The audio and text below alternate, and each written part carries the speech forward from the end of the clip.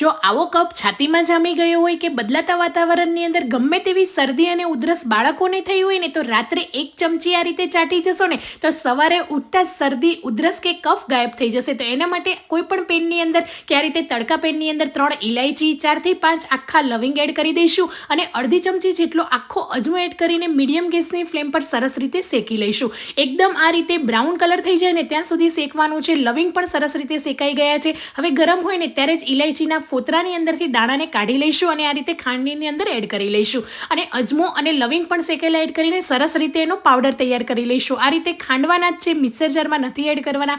ખાંડશું ને તો એનો ફ્લેવર સરસ આવશે।